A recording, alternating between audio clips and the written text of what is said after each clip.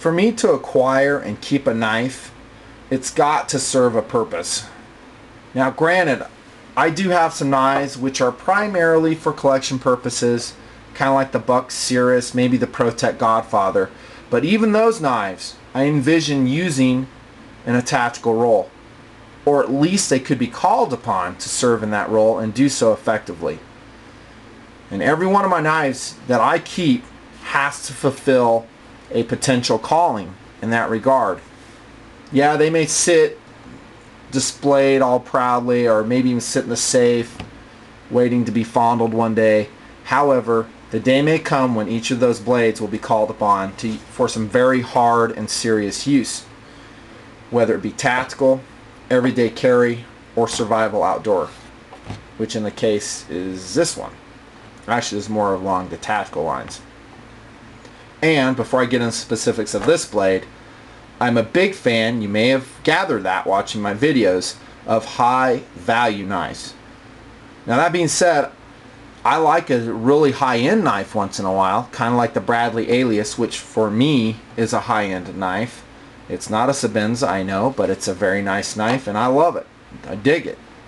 But it's still an expensive blade. To most users, it's crazy. You're crazy to spend, you know, $175, $200 on a knife. But for me, it was money well spent. But that is not all the blades I own. In fact, it's definitely the minority. Most of my blades are under $100.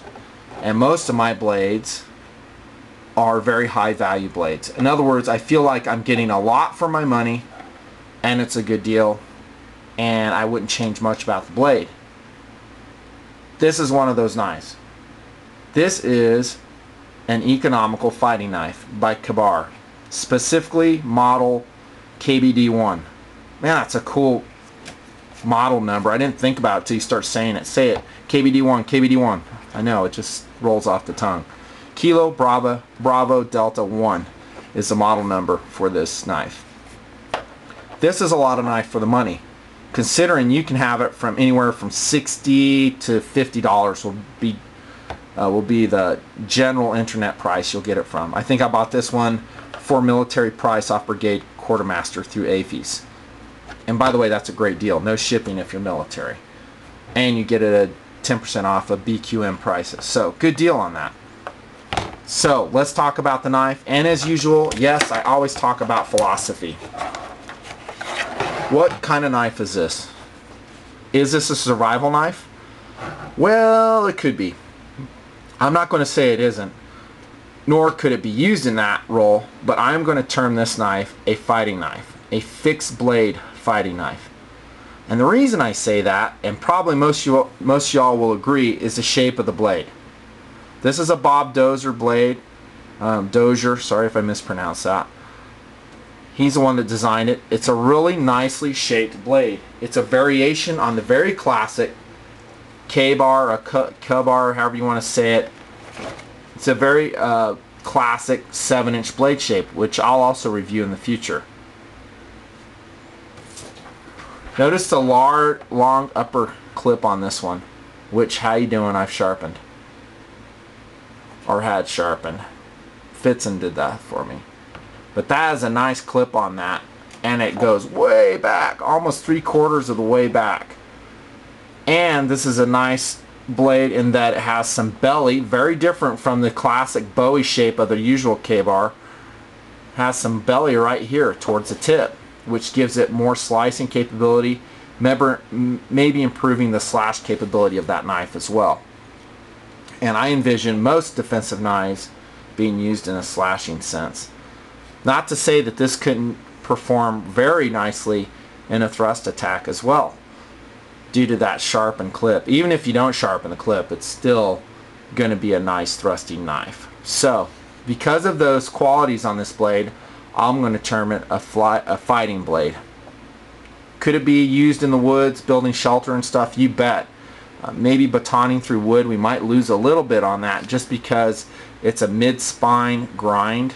I'm a big fan of the full flat grind, starting from the spine all the way down in chisel-like fashion. I think that's a lot more effective in splitting wood than this knife would be, because it's a mid-spine variety. What's the steel on this blade? Is it anything special? No, it's not. It's 1095, but guess what? I like 1095. I think it's a very good steel. I've had great experiences with it. It's not rust resistant. I know that limitation, so I'm going to keep it oiled. This is a black epoxy coat on the blade. Yes, it's going to wear off with use. This is a new knife for me. I haven't put this to the test in any way, and I probably won't. I have too many other blades that'll wait my time in the woods than this one. But this is a nicely designed blade, nicely coated in an adequate steel, 1095. I think they call the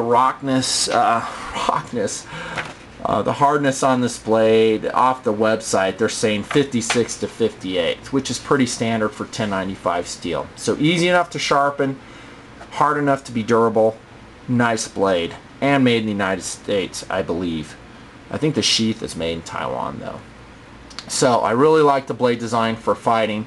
Is it the best design out there? I don't know. You know, it's up to, that's a very subjective question to answer. Would I put it up there with a cold steel Taipan? No, I wouldn't. I think that's a deadlier blade than this one. But remember the price category we're talking. We're going to get a lot of performance out of this knife for the small price we've paid. Let's go to the cross guard. It's just your typical KaBar cross guard in which, you know, it's stamped steel fixed to the blade. Full tang design, screwed on butt cap made out of powdered metal. Nice and tight, craton grip, and this is a huge improvement over the old stacked leather washers. Again, watch for my reviews on the KaBar Next Generation and also the KaBar General Combat Utility Knife. I'll do separate reviews on those knives. But this is a nice handle. The ergonomics on the handle are adequate. It's comfortable. It's nice. I have found in my other KaBars that as I pound it through wood and hack with it, that does transmits a certain amount of vibration to your hand depending on how you hit the blade, but that's in a survival mode, which I don't anticipate this knife performing in.